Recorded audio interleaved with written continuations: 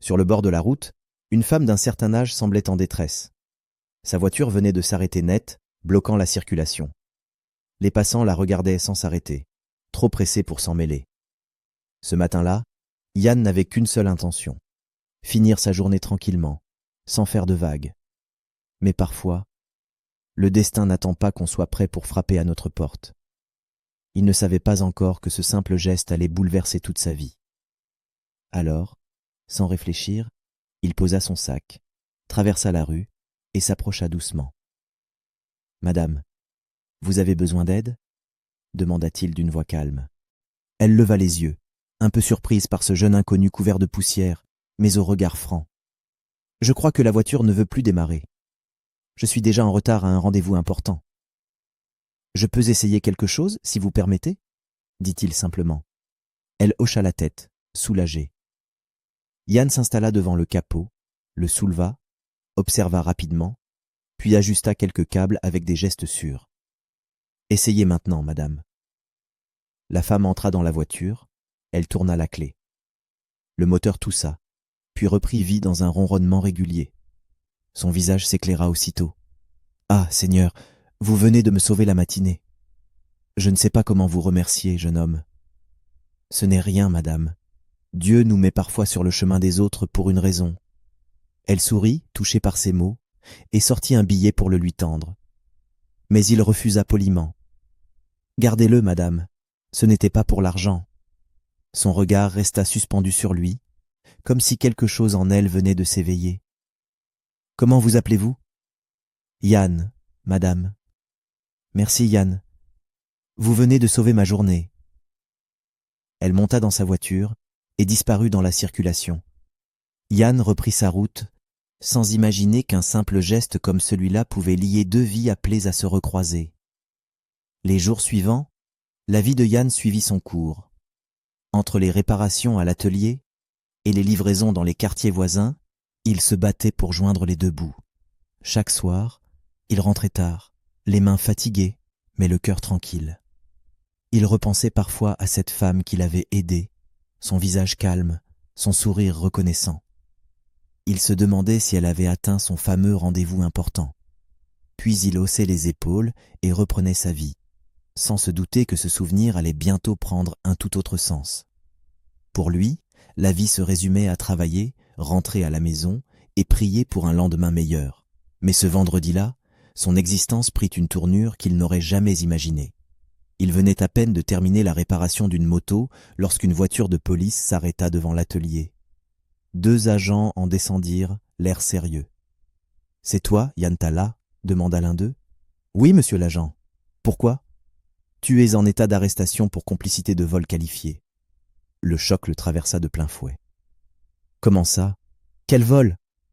Les policiers ne répondirent pas. « Tu t'expliqueras au commissariat. » Ils le menottèrent sous les regards stupéfaits de ses collègues. Personne ne comprenait ce qui se passait. Au commissariat, on lui expliqua que la veille, une boutique d'électroménager avait été cambriolée. Un témoin avait aperçu un homme en combinaison bleue, fuyant sur une moto. Et comme Yann portait souvent cette tenue, le soupçon s'était vite transformé en accusation. « Mais ce n'est pas moi !» cria-t-il. « Demandez à mon patron, j'étais ici toute la journée. » Personne n'écoutait. Les formulaires s'enchaînaient, les stylos griffonnèrent son nom, et bientôt, son sort fut scellé. Détention provisoire. Ces paroles semblèrent se perdre dans le vide. Les policiers, déjà convaincus, prirent sa déclaration à la hâte. Un d'eux murmura « Vous les jeunes, toujours les mêmes histoires. Dès qu'il y a un vol, on retrouve un de vous derrière. » Ces mots piquèrent Yann au cœur. Il sentit une colère muette l'envahir, mêlée à un profond désespoir. Il passa la nuit en cellule. La cellule était humide et froide. Yann s'assit dans un coin, la tête entre les mains. Tout ce qu'il possédait, c'était son innocence et la peur de ne jamais pouvoir la prouver. Il ne pleurait pas. Il ne comprenait simplement pas. Pourquoi lui? Pourquoi maintenant? Le lendemain, on le fit asseoir dans un bureau sombre. Un procureur relut rapidement le dossier, hocha la tête et déclara d'une voix sèche « On transmettra l'affaire au tribunal dès lundi. Détention provisoire maintenue. » Ces mots résonnèrent dans sa tête comme un coup de marteau. Lundi. Tribunal. Détention. Il sentit le poids du monde tomber sur ses épaules. Quand il fut ramené dans la cellule, il murmura pour lui-même « Seigneur, tu sais que je suis innocent, fais quelque chose, s'il te plaît. » Quelques jours plus tard, il fut convoqué dans une petite salle du commissariat, un avocat d'une 50aine d'années, à l'allure fatiguée mais bienveillante, entra avec un dossier sous le bras. « Monsieur Talla ? Je suis maître Djouma. On m'a confié votre dossier. Je vais vous défendre. » Yann leva les yeux, plein d'espoir. « Merci, maître. Je suis innocent, je vous le jure. »« Je vous crois, Yann, mais il faudra être fort. Les preuves sont minces, et le témoin est convaincu de vous avoir vu. On devra se battre avec les mots, pas avec les émotions. » L'avocat le rassura, lui parla calmement, et promit de plaider sa cause avec fermeté. « Faites-moi confiance. Le procès aura lieu la semaine prochaine. Tout peut encore s'arranger. » Yann hocha la tête, le regard vide, mais une étincelle d'espoir brillait dans ses yeux. Peut-être que la vérité finirait par triompher. Pendant ce temps, dans un autre bureau du tribunal, la juge Mireille Chamba terminait une longue audience. Elle referma un dossier, épuisée. C'était une femme respectée, connue pour sa rigueur et son impartialité. Ce jour-là, elle avait condamné un homme reconnu coupable de fraude, et elle songeait déjà à la montagne de dossiers en attente sur son bureau. Le travail ne manquait pas. Fatiguée, elle rangea ses dossiers et s'appuya un instant contre le dossier de sa chaise. Les jours s'écoulaient lentement dans la cellule, et pour Yann, le temps n'avait plus la même valeur. Chaque matin, il guettait le bruit des pas dans le couloir, espérant entendre son nom. Mais ce n'est qu'après une semaine qu'on vint enfin le chercher. « Talla Yann, prépare-toi. Ton procès est prévu pour lundi prochain. Ton avocat passera te voir demain. » Yann acquiesça en silence. Il se leva, fit quelques pas, puis s'assit à nouveau. Depuis son arrestation, il avait perdu l'appétit, le sommeil, la notion même de justice. Mais il gardait au fond de lui une petite flamme, la conviction que la vérité finirait par se faire entendre. Le lendemain, maître Djouma vint lui rendre visite. L'homme, fatigué mais concentré, posa un dossier sur la table. « J'ai relu ton cas, Yann, il n'y a aucune preuve directe contre toi. Le seul témoin est flou, et le rapport de police est bâclé. On a une chance. » « Merci, maître. Je vous fais confiance. »« Tiens bon, fils. Le tribunal n'est pas tendre, mais parfois, Dieu met la vérité dans la bouche d'un juge juste. » Ces mots restèrent gravés dans la tête de Yann. Ce même matin-là, au tribunal, la juge Mireille Chamba terminait une audience difficile. Le silence de la salle après le verdict la laissait toujours un peu vide.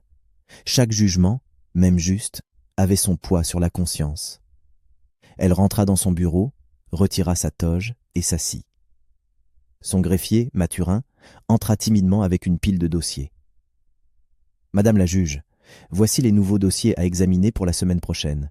Et il y a aussi une requête du président de section. »« Encore » soupira-t-elle. « Je croyais qu'on avait réparti tous les cas. »« Oui. Mais le juge Ngono est tombé malade hier.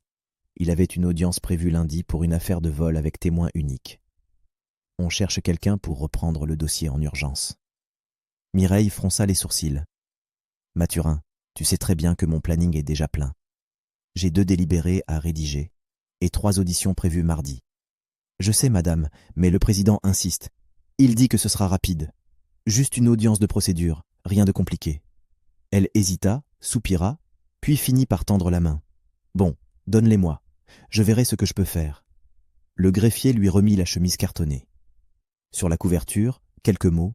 Affaire, vol qualifié, accusé, Yann Talla. Elle ne lut pas plus loin. Elle posa simplement le dossier sur la pile et reprit son stylo pour finir ses notes. Ce nom, à cet instant, ne lui évoquait rien. Mais le destin, silencieux, venait de replacer une pièce sur l'échiquier. De son côté, maître Djouma préparait déjà sa plaidoirie. Il croyait en l'innocence de Yann, mais savait que la justice pouvait parfois se tromper. Il fallait frapper fort avec des mots vrais. Et au fond de lui, il priait que le juge chargé de l'affaire soit quelqu'un d'équilibré, quelqu'un qui écoute. Il ignorait que cette prière venait, sans qu'il le sache, de trouver une oreille plus attentive qu'il ne l'imaginait. Le lundi matin arriva comme un coup de tonnerre. Dans la cellule, Yann s'était à peine endormi. Depuis l'aube, il tournait en rond, répétant dans sa tête les paroles de son avocat. « Tiens bon, Yann, dis la vérité, sans colère ni peur. » Vers 8 heures, un gardien vint frapper sur les barreaux. « Tala Yann, prépare-toi, c'est ton audience aujourd'hui. » Quelques minutes plus tard, il montait dans le fourgon, menotté, entouré d'autres prévenus. Son cœur battait à tout rompre. Dehors, la ville continuait de vivre, comme si sa souffrance ne comptait pas. Au tribunal, Maître Djouma l'attendait déjà dans le couloir. « Courage, Yann, tiens-toi droit. Quand le juge entrera, ne dis rien avant qu'on te pose une question. Je m'occuperai du reste. »« Merci, maître. » Ils entrèrent dans la salle d'audience. L'air y était lourd, chargé de murmures et d'attentes. Yann prit place dans le box des accusés, les yeux rivés au sol. Il n'osait pas regarder les visages autour de lui. Quelques minutes plus tard, la porte du fond s'ouvrit. Un huissier annonça d'une voix forte « Le tribunal entre en séance !» Tout le monde se leva. Une femme vêtue de sa toge noire entra, le pas mesuré, le regard droit. Elle s'assit, posa calmement ses dossiers et prit la parole. Affaire suivante. Vol qualifié, dossier numéro 4327. Accusé, Yann Tala. À ces mots, Yann sentit sa poitrine se serrer. Il leva lentement la tête. La juge, concentrée sur ses papiers, lisait les premières lignes du dossier. Ses yeux parcouraient les mots mécaniquement. Mais soudain, elle s'arrêta. Un détail, un nom, quelque chose dans les notes l'obligea à marquer une pause. Elle releva la tête, et leurs regards se croisèrent. Un court instant, le temps sembla s'arrêter. Elle le reconnut. Ce jeune homme debout là, les menottes aux poignets, c'était lui. Le même regard franc, la même voix douce qui quelques jours plus tôt lui avait dit « Ce n'était pas pour l'argent, madame ». Mireille resta figée, incapable de parler. Autour, personne ne remarqua son trouble. Elle reprit son souffle, feuilleta une page pour cacher son émotion, puis dit d'une voix légèrement tremblante « Le tribunal entendra d'abord l'accusation ». Le procureur se leva, présenta les faits, parla d'un témoin, d'une moto, de la combinaison bleue. Mais dans la tête de la juge, les mots flottèrent sans sens. Son esprit était ailleurs. Elle se revoyait ce matin-là, en panne, en détresse, et ce jeune homme qui avait couru l'aider sous la pluie. Un homme honnête, simple, respectueux. Quand vint le tour de la défense, Maître Djouma se leva à son tour. Il plaida avec cœur, rappela les contradictions du dossier, l'absence de preuves concrètes, le flou du témoignage. Mon client n'a jamais été mêlé à cette histoire. C'est un travailleur, un jeune homme sans antécédent. Le témoin a simplement vu une combinaison bleue, rien de plus. Pendant tout ce temps, Yann gardait les yeux baissés. Il ignorait encore que la femme qui le regardait derrière le bureau de bois sombre était la même qui l'avait aidé. À la fin de l'audience, Mireille annonça « Le tribunal mettra l'affaire en délibéré, décision rendue dans 3 jours. » Un silence pesa dans la salle. Puis l'huissier ordonna « Audience levée !» Mireille se leva lentement. Son regard croisa à nouveau celui de Yann. Elle hésita, voulut parler, mais se retint. Pas ici, pas maintenant. Tandis qu'on reconduisait Yann vers la sortie, elle murmura pour elle-même « Le monde est petit, mais Dieu, lui, ne fait rien par hasard. » Les jours qui suivirent l'audience furent étranges. Pour Yann, chaque heure derrière les barreaux paraissait plus longue que la précédente. Il repensait au visage, aux mots, à la manière dont la juge l'avait regardé. Quelque chose, dans ses yeux, lui avait semblé différent. Pas de haine, pas de mépris.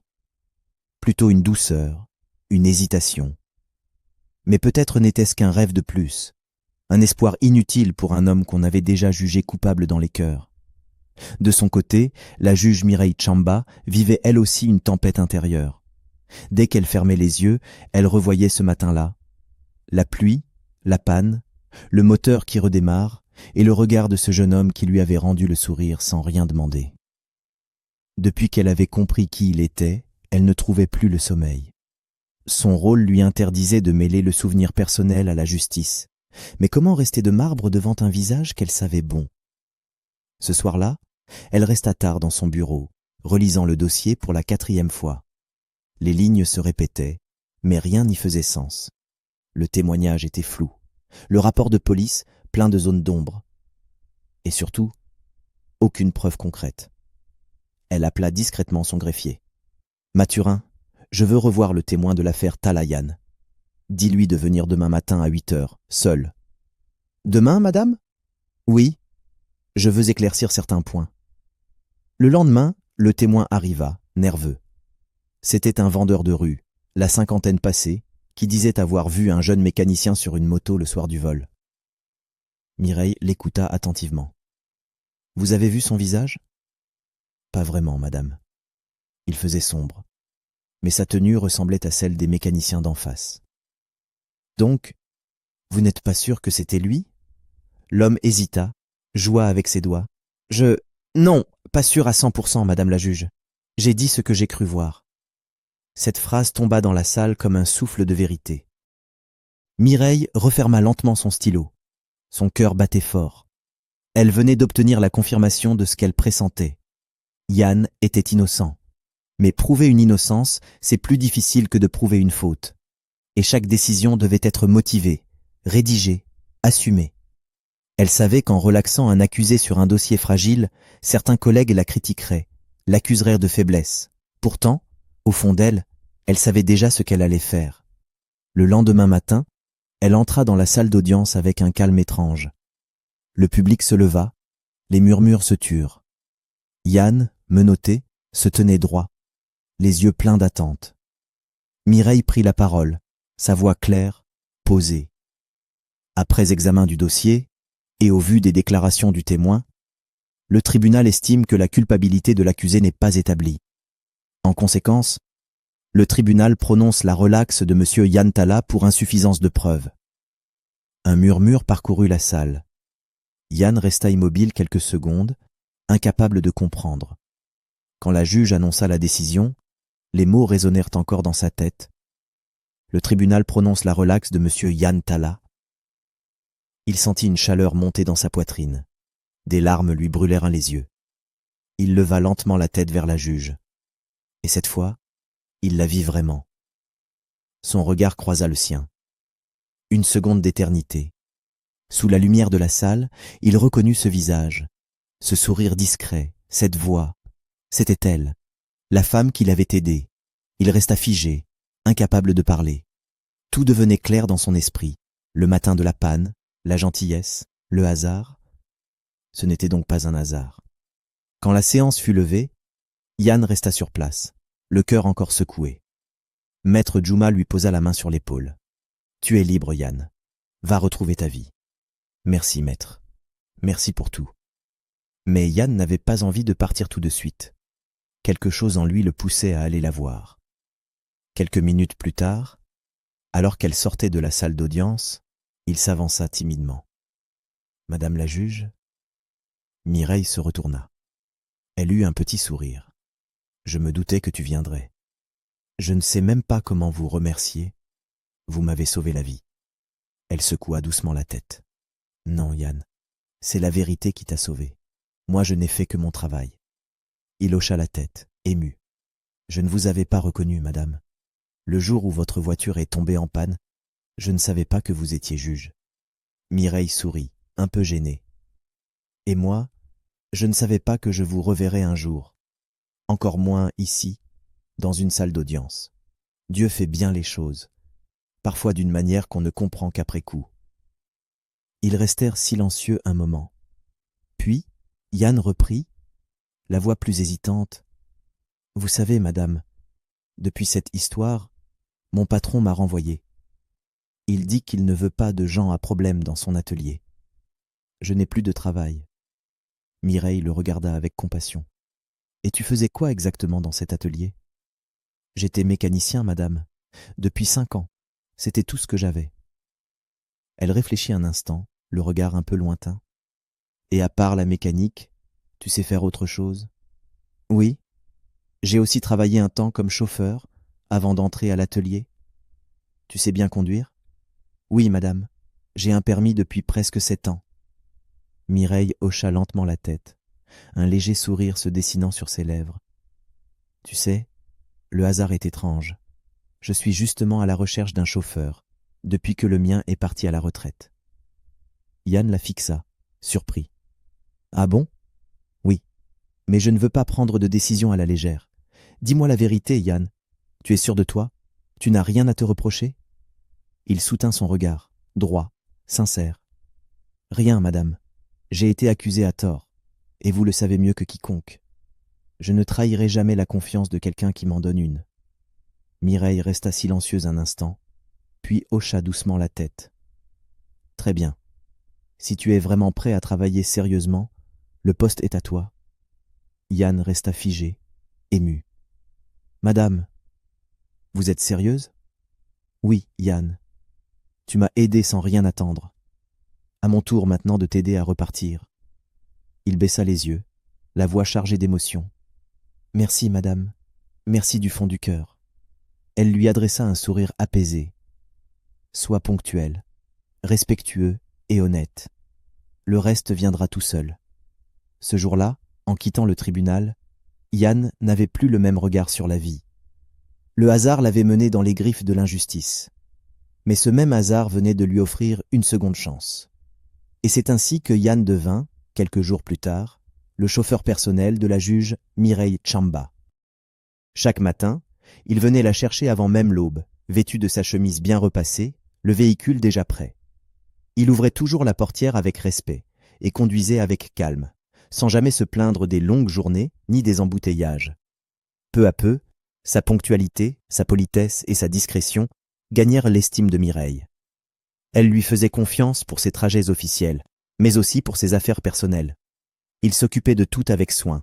Entretien du véhicule, organisation des déplacements, gestion du temps. Jamais un mot de trop, jamais un retard. Avec le temps, Mireille cessa de le voir comme un simple employé. Il était devenu bien plus qu'un chauffeur, un allié silencieux, un symbole vivant de la rédemption et du mérite. Son parcours rappelait à tous qu'on peut tomber, être jugé à tort, mais se relever avec dignité, et que parfois, la plus belle victoire, ce n'est pas de prouver qu'on avait raison, mais de continuer à faire le bien, malgré tout. Et vous, chers abonnés, chers spectateurs de HD Story, pensez-vous vous aussi que les bonnes actions finissent toujours par revenir vers celui qui les fait? Et si cette histoire vous a touché, laissez un pouce bleu, abonnez-vous à HD Story et surtout, partagez cette vidéo avec quelqu'un qui a besoin de se rappeler que la bonté finit toujours par ouvrir les portes que l'injustice avait fermées. Merci d'avoir regardé cette vidéo jusqu'au bout. Prenez soin de vous et à très bientôt pour une nouvelle histoire.